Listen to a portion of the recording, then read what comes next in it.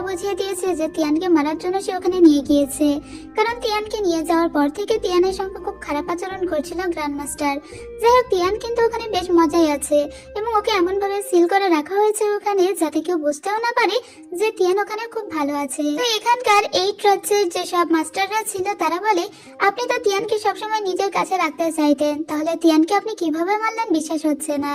তখন grand master বলে, ওকে আমি রোস্ট করে মেরেছি, মানে ওকে মেরে তারপরে ওকে রোস্ট করেছি। আসলে তা নয়, তিয়ান এখন নিজে বসে বসে রোস্ট করে খাচ্ছিল, সেই কথাটাই বরং বলল। যাই হোক, তিয়ান ওখানে সুন্দর পানিও পেয়েছে। ও সুন্দরভাবে গোসল টোসল করে নিজে খুব দারুণ ভাবে শুয়ে আছে আর মনে মনে বলছে, ফ্রিতে আমি কি সুন্দর একটা হোটেল পেয়ে গেলাম।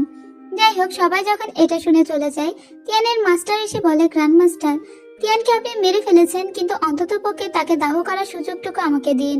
কিন্তু গ্র্যান্ড মাস্টার বলে তার কোনো চিহ্নও নেই, মানে তার বডি খুঁজে পাওয়া যাবে না। এদিকে 8 প্যালেসের সবাই চিন্তায় পড়ে গিয়েছে যে আসলে কি গ্র্যান্ড মাস্টার তিয়ানকে মেরেছে নাকি মিথ্যা বলছে।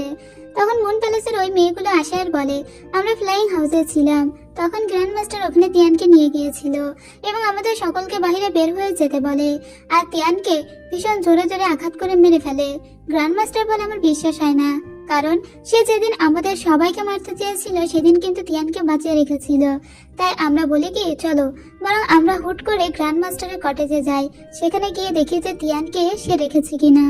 এদিকে গ্র্যান্ড মাস্টার তিয়ানকে কিন্তু ওই ফ্লাইং হাউস থেকে সোজা নিজের কটেজে নিয়ে চলে আসে। তবে গ্র্যান্ড মাস্টার এটা জানতো যে তিয়ানকে খুঁজতে সবাই এদিকেই আসবে, তাই সাথে সাথে গ্র্যান্ড মাস্টার এখান থেকে তিয়ানকে গায়েব করে দেয়। কিছুক্ষণ পরে কোনো রকমের নোটিশ ছাড়াই এখানে বিভিন্ন মাস্টাররা চলে আসে।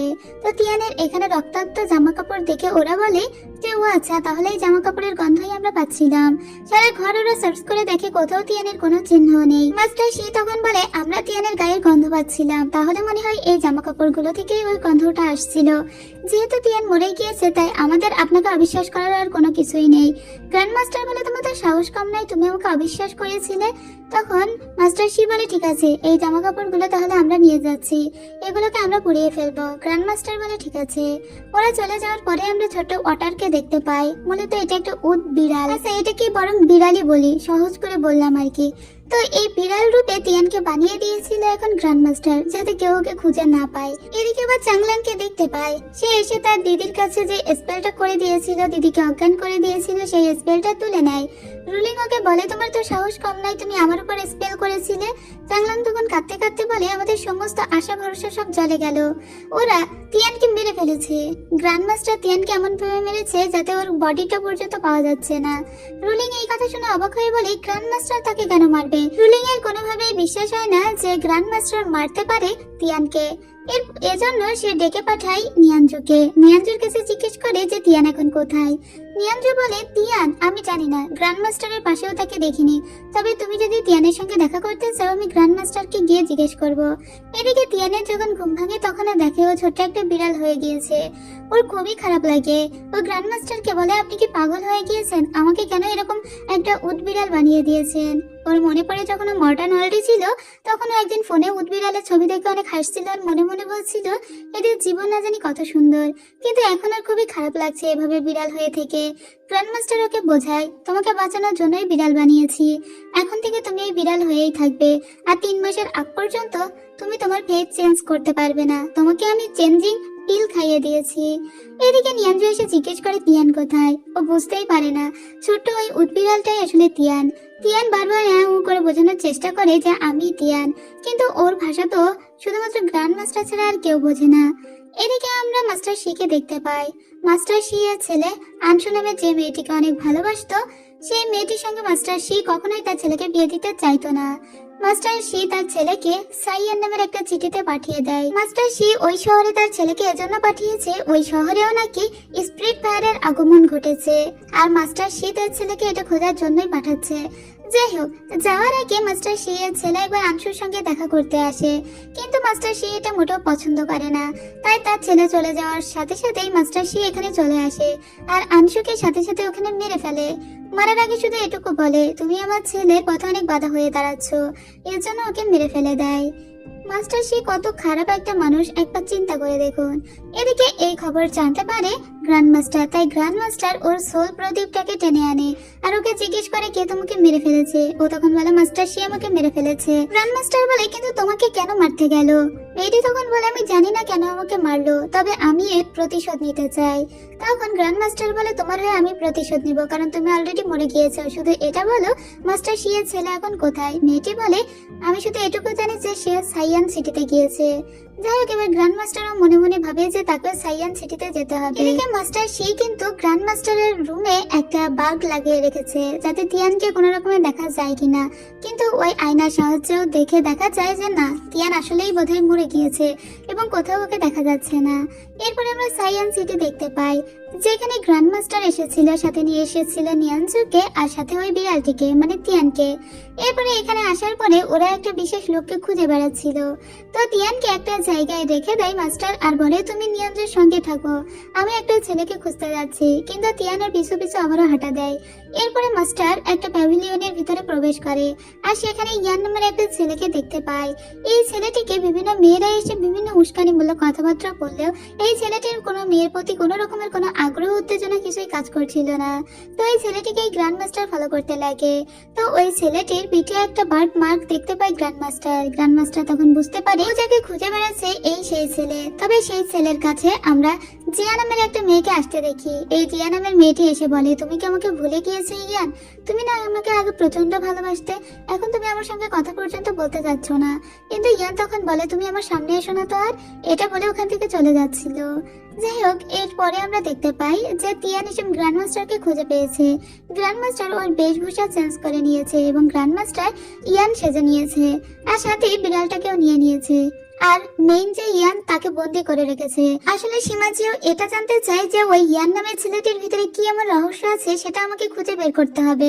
তাই নিজে ইয়ান সেজে ও উপস্থিত হয়। তখন সেই মেয়েটি মানে জিয়ার সঙ্গে ওর আবার দেখা হয়। জিয়া তো এইটাই মনে করছে যে ইয়ান, তাই জিজ্ঞেস করে আবার যে তুমি কেন আমার সঙ্গে কোনো কথা বলছো না? তুমি কি জানো আমাদের গত মাসে একটা কন্যা সন্তান হয়েছে? তুমি তো সেটাও একবারও জানতে চাইলে না। যেহেতু গ্র্যান্ড মাস্টার এখন তার বেশভূষা চেঞ্জ করে নিয়েছে তাই সবাই কিন্তু ওকে ইয়ান রূপেই দেখছিল, তবে আমরা তো জানি ওটা সীমাজিয়া। ইয়ান তখন সীমাজিয়ার কানে কানে বলে মেয়েটি মনে হয় তোমাকে খুব ভালোবাসে, মানে মেন ইয়ানকে খুবই ভালোবাসে। তবে ইয়ান মনে হয় মেয়েটিকে ভালোবাসে না। কোনো মেয়েকে যদি তার মনটা ভেঙে দিতে হয় তাহলে এরকম কিছু কথা বলতে হয় যে তুমি আমার থেকে ভালো কিছু ডিজার্ভ করো, তাই তুমি আমার পিছনে আর ঘুরো না। আমি আসলে খুবই খারাপ একটা ছেলে হয়ে গিয়েছি, তুমি প্লিজ আমার পিছনে পড়ে থেকো না, তুমি নিজের মতো করে তোমার জীবনটা গুছিয়ে নাও।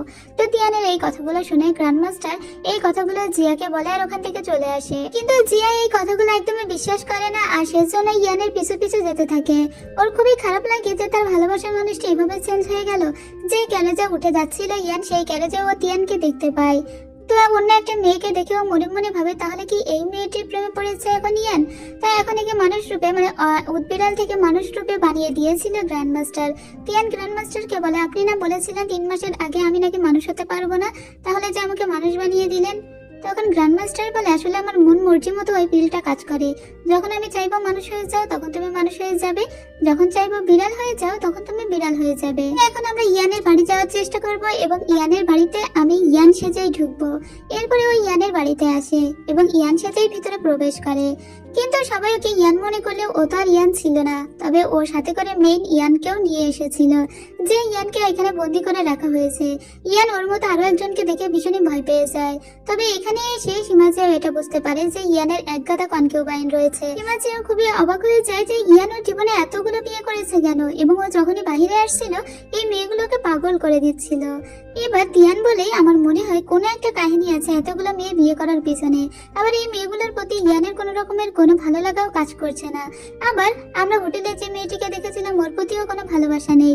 আসলে এই ছেলেটা চায়টা কি সেটাই খুঁজে বের করতে হবে।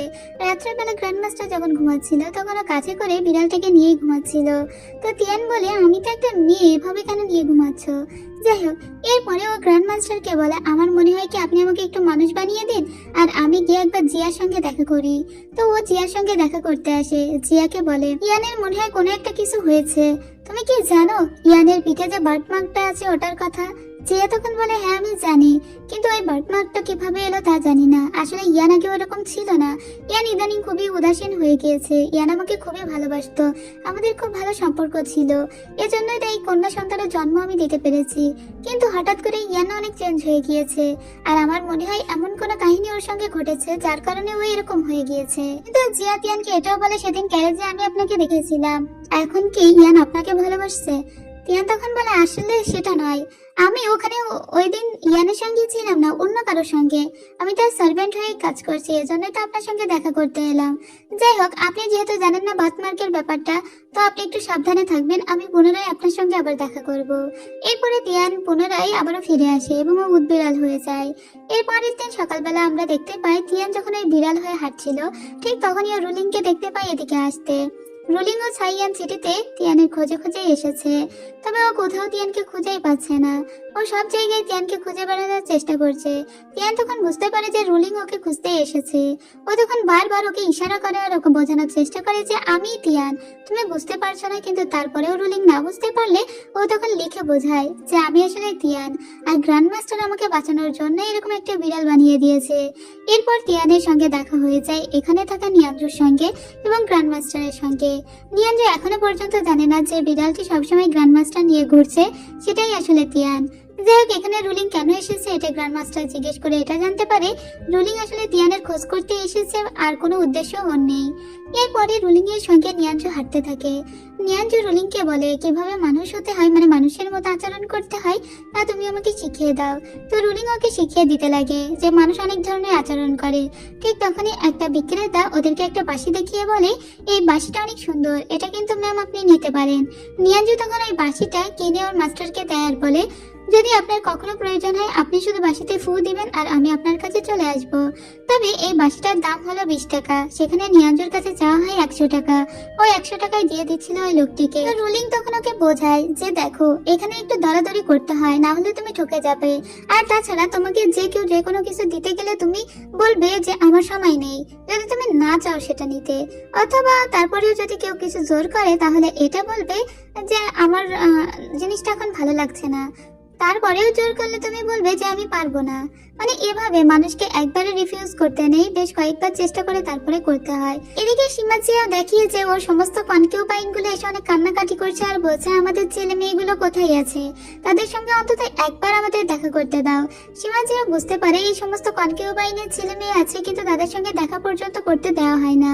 তখন একজনের কাছ থেকে জানতে পারে ওদের সন্তানগুলোকে কোথায় রাখা হয়েছে, এবং ওই এটা জানতে পারে ওদের সন্তানগুলোকে নাকি কোথাও একটা সেল করে বা চালান করে দেওয়া হয়েছে। তখনই তিয়ানের মনে হয় যে ইয়ানের কিন্তু আরো একটা সন্তান আছে যেটা এখন জিয়ার কাছে, তাহলে ওই সন্তানটাকেও হয়তো চালান করে দেওয়া হবে। তো ওরা তখন দ্রুত করে জিয়ার কাছে আসে আর জানতে পারে যে জিয়ার মেয়েটিকে কে যেন চুরি করে নিয়ে গিয়েছে। ওরা তখন খুঁজতে শুরু করে যে জিয়ার মেয়েটিকে কেন কেউ চুরি করে নিয়ে যেতে যাবে। আসলে জিয়ার মেয়েও তো ইয়ানেরই মেয়ে, তাই না? এর জন্য ওকেও চুরি করা হয়েছে, আর এটা করেছে মূলত ওদের দাদু, মানে ইয়ানের বাবা। যাই হোক, এখন ওই যে লোকটা চুরি করছিল ওর কাছ থেকে সত্যি কথা খুঁজে বের করে গ্র্যান্ড মাস্টার। ওই লোকটি বলে বাইফেং মাউন্টেইনে যাওয়ার কথা ছিল এই বাচ্চাটিকে নিয়ে, কিন্তু আপনারা কারা, আপনারা কেন আমাকে এভাবে ধরছেন? এর বাহিরে ওই লোকটি আর কিছুই জানে না। তো এখন গ্র্যান্ড মাস্টার বুঝতে পারে যে এখানে বড় কোনো রহস্য আছে। আসলে এই সমস্ত বাচ্চাগুলোর পিঠে একটা করে বার্থ মার্ক আছে, এবং এই বাচ্চাগুলো সীমাজিয়াও যেরকম একটা শক্তিশালী বংশের অধিকারী, এই বাচ্চাগুলো তেমন শক্তিশালী বংশের উত্তরাধিকারী। এবং এদের যেহেতু সবার পিঠেই বার্থমার্ক আছে, তাই এদেরকে এমন কোনো মাস্টারের কাছে পাঠিয়ে দেওয়া হয়েছে যে মাস্টারগুলো এদেরকে কিনে নিচ্ছে এবং নিজেদের শক্তিশালী করার জন্য এদের এই বাচ্চাগুলোকে ব্যবহার করছে। যাই হোক, জিয়া কিন্তু বুঝতে পেরেছিল ইয়ান সেজে যে লোক এখানে দাঁড়িয়ে আছে সেটা আসলে ইয়ান নয়, বরং গ্র্যান্ড মাস্টার। কিছুক্ষণ পরে গ্র্যান্ড মাস্টার তিয়ানকে বলে এই বাচ্চাগুলোকে নিশ্চয়ই মাস্টার শি কিনে নিচ্ছে এবং সেই বাইফেং মাউন্টেনে এই বাচ্চাগুলোকে নিয়ে যাচ্ছে। নিশ্চয়ই ওখানে এরকম কোনো কাল্টিভেশন করানো হয়েছে এই বাচ্চাগুলোকে দিয়ে, যাতে এই বাচ্চাগুলোকে দিয়ে সে আরো অধিক কাল্টিভেশনের অধিকারী হয় এবং আরো পাওয়ারফুল হতে পারে। যেমনটা করা হয়েছিল আমার সম্প্রদায়ের সাথে, যেমনটা করা হয়েছিল আমার সাথে। আমার শক্তি ওরা নিয়ে নেওয়ার জন্য আমাকে সিল করে রেখেছিল 500 বছর। তো আমি তো জানতাম যে সীমা ক্ল্যানের কোনো উত্তরাধিকারী আর বেঁচে নেই, কিন্তু আমার রক্তের এখনো দুটো একটা উত্তরাধিকারী মনে হচ্ছে এই পৃথিবীতে আছে। ইয়ানের পরিবারও আমার রক্তেরই একটা অংশ। মানে সীমা জয়ের রক্তের যেরকম খুবই মূল্য আছে, ওটা মেডিসিনের মতো কাজ করে, ইয়ান বংশের রক্ত ওরকম মেডিসিনের মতো কাজ করে। এর জন্য ইয়ানকে অনেকগুলো বিয়ে দেওয়া হয়েছে, অনেকগুলো বাচ্চা কাচ্চা উৎপাদন করতে বলা হয়েছে, এবং সেই বাচ্চা কাচ্চাগুলো সবই মাস্টার শি কোথাও একটা নিয়ে কোনো একটা কাল্টিভেশন করছে।